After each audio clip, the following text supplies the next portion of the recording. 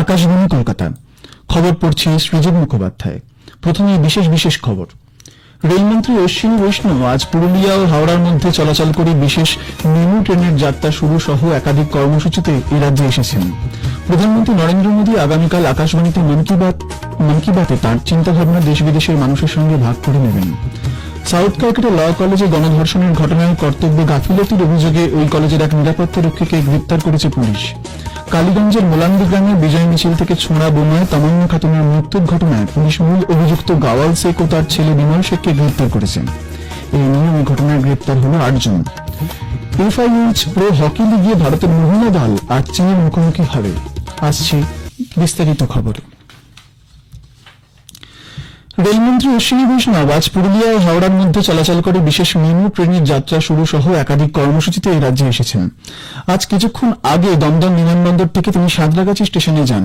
দূর নিয়ন্ত্রিত ব্যবস্থাপনার মাধ্যমে পুরুলিয়া থেকে তিনি এই ট্রেনের যাত্রা সূচনা করতে চলেছেন। অমৃত ভারত স্টেশন প্রকল্পের কাজও পরিদর্শন করেছেন তিনি। উল্লেখ্য, মেমু ট্রেনটি আগামী 30শে জুন পুরুলিয়া থেকে মশাগ্রাম হয়ে নিয়মিতভাবে চলাচল করবে।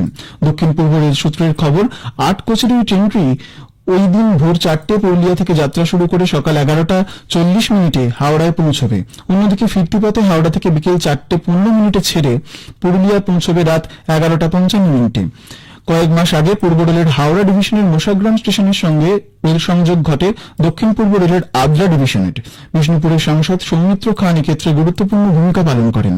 আজ দুপুরে 3টে নাগাদ তথ্য ও সম্প্রচার মন্ত্রী অশ্বিনী বৈষ্ণব কলকাতার জাতীয় গ্রন্থাগারের ভাষা ভবনে লঘু উদ্যোগ ভারতী এন্টারপ্রেনিউর সামিটে অংশগ্রহণ করবেন। অনুষ্ঠান শেষে তিনি দিল্লি ফিরে যাবেন। প্রধানমন্ত্রী নরেন্দ্র মোদী আগামীকাল আকাশবাণীতে মন কি বাতে তার অনুষ্ঠানে চিন্তাভাবনা দেশ বিদেশের মানুষের সঙ্গে ভাগ করে নেবেন। এটি হবে মন কি বাতের 123তম পর্ব। বেলা 11টা থেকে আকাশবাণী এবং দূরদর্শনের সবকটি চ্যানেল এবং Akashvani news on AIR website, mobile app, প্রধানমন্ত্রীর দপ্তর ও তথ্য ও সম্প্রচার মন্ত্রকের ওয়েবসাইট ও ইউটিউব চ্যানেলেও মন কি বাত সম্প্রচারিত হবে। প্রধানমন্ত্রী নরেন্দ্র মোদী আজ নতুন দিল্লিতে আচার্য বিদ্যানন্দজি মহারাজের শতবর্ষ উদযাপন অনুষ্ঠানের উদ্বোধন করেছেন। এই উপলক্ষে একটি বিশেষ স্মারক মুদ্রা ও ডাকটিকিটও প্রকাশিত হয়েছে। অনুষ্ঠানে উপস্থিত শ্রী মোদী মহান এই জৈন সাধক যুবদের ভারতীয় ঐতিহ্যের সঙ্গে যুক্ত করতে গুরুত্বপূর্ণ ভূমিকা পালন করেছেন। हम भारत की प्राचीन पांडुलिपियों को डिजिटाइज करने का अभियान भी चला रहे हैं। इसमें बहुत बड़ी मात्रा में जैन धर्म ग्रंथों और आचार्यों से जुड़ी पांडुलिपियां शामिल है। अब हम हायर एजुकेशन में भी मातृभाषा को बढ़ावा देते हैं। विकास और विरासत को एक साथ लेकर आगे बढ़ना है। इसी संकल्प को केंद्र में रखकर हम भारत के सांस्कृतिक स्थलों का, तीर्थ स्थानों का भी विकास कर रहे हैं। এই অনুষ্ঠান কেন্দ্রীয় সরকার এবং ভগবান মহাবীর অহিংসা ভারতী ট্রাস্ট যৌথভাবে আয়োজন করেছে। জৈন আধ্যাত্মিক নেতা বিদ্যানন্দজি একজন সমাজ সংস্কারক। জৈন দর্শনের উপর তাঁর 50টিরও বেশি কাজ রয়েছে। প্রধানমন্ত্রী নরেন্দ্র মোদী আজ প্রাক্তন প্রধানমন্ত্রী PV নরসিংহ রাওয়ের জন্মবার্ষিকীতে তাকে শ্রদ্ধা জ্ঞাপন করেছেন। ভারতের উন্নয়নে PV নরসিংহ রাওয়ের গুরুত্বপূর্ণ ভূমিকার কথা উল্লেখ করে বলেন, গোটা দেশ তাঁর প্রতি কৃতজ্ঞ। প্রাক্তন প্রধানমন্ত্রীর পাণ্ডিত্য দেশে বিশ্বে সমাদৃত। ভারত জম্মু কাশ্মীরের কিষানগঙ্গা এবং রাতেল্লে জলবিদ্যুৎ প্রকল্প নিয়ে তথাকথিত সালিসি আদালতের রায় প্রত্যাখ্যান করেছে। বিদেশ মন্ত্রক বলেছে, 1960 সালের সিন্ধু জলচুক্তির অধীনে এই সালিসি আদালতের দেওয়া রায়কে ভারত খারিজ করেছে। এই সালিসি আদালতের আইনি বৈধতা ভারত কখনোই স্বীকার করেনি এবং এর গঠনকে সিন্ধু জলচুক্তির গুরুতর লঙ্ঘন হিসেবে মনে করে। এই ফোরামে কোনো কার্যক্রমের দেওয়া কোনো রায়কেও ভারত অবৈধ বলে মনে করে। বিদেশ মন্ত্রক জানিয়েছে, পহেলগাম সন্ত্রাসবাদী হামলার পর ভারত সিন্ধু জলচুক্তি স্থগিত করেছে। সীমান্ত পারের সন্ত্রাসবাদে পাকিস্তানের সমর্থনের কারণে এই সিদ্ধান্ত নেওয়া হয়েছে। অপারেশন সিন্ধুর আওতায় এখনো পর্যন্ত মোট 4,415 জন ভারতীয় নাগরিককে উদ্ধার করা হয়েছে। এদের যার মধ্যে 3,597 জনকে ইরান থেকে এবং 818 জনকে ইসরায়েল থেকে বিশেষ উড়ানে ফিরিয়ে আনা হয়েছে। এক বিবৃতিতে বিদেশ মন্ত্রক জানিয়েছে, 14 জন OCI কার্ডধারী, 9 জন নেপালি নাগরিক, শ্রীলঙ্কার 4 জন এবং একজন ভারতীয় নাগরিকের ইরানের স্বামীকে ইরান থেকে উদ্ধার করা হয়েছে। উদ্ধার করা ভারতীয়দের মধ্যে 1,500 নারী এবং 25 শিশুও রয়েছে। কেন্দ্র 1975 সালের 25শে জুন জরুরি অবস্থা ঘোষণাকে সংবিধান হত্যা হিসেবে উল্লেখ করেছেন। এই উপলক্ষে আগামী 30শে জুন পর্যন্ত বিশেষ কর্মসূচি নিয়েছে সরকার। বিষয়টি নিয়ে আকাশবাণী কলকাতা সংবাদ বিভিন্ন ক্ষেত্রের বিশিষ্টজনদের মতামত নিয়েছে। কলকাতা বিশ্ববিদ্যালয়ের প্রাক্তন রেজিস্ট্রার অধ্যাপক রাজাগোপাল ধর চক্রবর্তী বলেন, ভারতের সংবিধানে মত প্রকাশের স্বাধীনতা দেয়, কিন্তু 21 মাসের জরুরি অবস্থার সময় সরকার মানুষের সেই মৌলিক অধিকার কেড়ে নেয়। শাসনের 3টে যে বিভাগ, যারা আইন তৈরি করে লেজিসলেশন, যারা সরকার পরিচালনা করে এক্সিকিউটিভ, এবং যারা বিচার দেয় জুডিশিয়ারি, এই 3টের স্বাধীনতা আমাদের সংবিধান স্বীকার করেছে। কেউ কারোর অধীনে নয়। এটাই ভারতের সংবিধানের বিশেষত্ব। কিন্তু দেখা গেল যে জরুরি অবস্থার সময় এক্সিকিউটিভ বা সরকারই হচ্ছে সবার উপরে, সেই সবাইকে লেজিসলেটিভ এবং জুডিশিয়ারিকে নিয়ন্ত্রণ করবে, এরকম একটা অবস্থা তৈরি হতে লাগলো। এটা কিন্তু ভারতবর্ষের সংবিধানের যে মূল চিন্তা ভাবনা তার বিরোধী। আমরা দেখলাম সেটা হলো। খবর শুনছেন আকাশবাণী কলকাতা কেন্দ্র থেকে।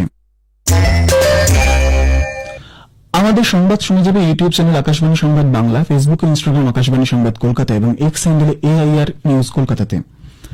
কসবায় সাউথ কলকাতা ল কলেজে গণধর্ষণের ঘটনায় ওই কলেজের নিরাপত্তা রক্ষী পিনাকি বন্দ্যোপাধ্যায়কে গ্রেপ্তার করেছে পুলিশ। গত রাত থেকে জিজ্ঞাসাবাদের পর আজ তাকে গ্রেপ্তার করা হয়। নির্যাতিতার অভিযোগ, গার্ডরুম অর্থাৎ ওই নিরাপত্তা রক্ষীর ঘরেই গণধর্ষণের ঘটনা ঘটে। ধৃত ব্যক্তি সেখানে উপস্থিত থাকলেও তাকে কোনো সাহায্য করেনি। পুলিশ ঘটনাস্থলে সিসিটিভি ফুটেজ খতিয়ে দেখছে। ওই নিরাপত্তা রক্ষীকে আজ আলিপুর আদালতে তোলা হচ্ছে। আজ নির্যাতিতার ফরেন্সিক পরীক্ষা হতে পারে। মেডিকেল টেস্টের প্রাথমিক রিপোর্টে গণধর্ষণের ইঙ্গিত মিলেছে। ধর্ষণের ঘটনায় অভিযুক্ত প্রাক্তন ছাত্র টিএমসিপি নেতা মনোজিৎ মিশ্র, প্রবীর মুখোপাধ্যায় ও জায়েদ আহমেদকে পুলিশ আগেই গ্রেপ্তার করে। এই ঘটনার প্রতিবাদে একাধিক রাজনৈতিক দল আজ প্রতিবাদ কর্মসূচির ডাক দিয়েছে। কংগ্রেস ও SFI আজ রাজ্য জুড়ে বিক্ষোভে সামিল হবে বলে জানা গেছে।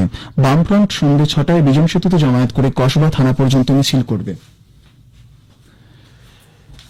নদিয়ার কালীগঞ্জে মোলান্দি গ্রামের বিজয় মিছিল থেকে ছোড়া বোমা তামান্না খাতুনের মৃত্যুর ঘটনায় পুলিশ মূল অভিযুক্ত গাওয়াল শেখকে গ্রেপ্তার করেছে। সেই সঙ্গে গ্রেপ্তার করা হয়েছে গাওয়ালের ছেলে বিমল শেখ নামে অপর এক অভিযুক্তকে। এদের দুজনকে পূর্ব বর্ধমানের কাটুয়া থেকে পুলিশ পাকড়াও করে।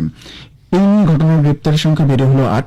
এর আগে গতকাল এই ঘটনায় নওয়াজ শেখ নামে আরও এক অভিযুক্তকে পুলিশ গ্রেপ্তার করে। ধৃত নবাবের বাবা মানিমার শেখকে গত মঙ্গলবারই গ্রেপ্তার করা হয়। নবাবকে আজ কৃষ্ণনগর জেলা আদালতে পেশ করে পুলিশ হেফাজতে নেওয়ার আবেদন জানানো হবে। কৃষিতে ব্যবহৃত জলের উপর কর বসানোর কথা কেন্দ্রীয় সরকার খারিজ করে দিয়েছে। বহুমুখী আঞ্চলিক উন্নয়নের আধুনিকীকরণ ও জল ব্যবস্থাপনার অধীনে কর নেওয়ার যে গুজব শোনা যাচ্ছে তা সম্পূর্ণ ভুয়ো ও মিথ্যা বলে জানিয়েছে কেন্দ্রীয় জলশক্তি মন্ত্রক। রাজস্থানের দোসায় জাতীয় সড়কে পথ দুর্ঘটনায় 3 মহিলা সহ 4 জনের মৃত্যু হয়েছে। এরা সকলেই হরিয়ানার রোহটক জেলার বাসিন্দা ছিলেন। হকি FIH প্রো লিগে আজ ভারতের মহিলা দল তাদের মরণ বাঁচন ডাবল হেডের লড়াইয়ে চীনের মুখোমুখি হবে। বার্লিনে খেলা শুরু হবে ভারতীয় সময় 5:30টায়।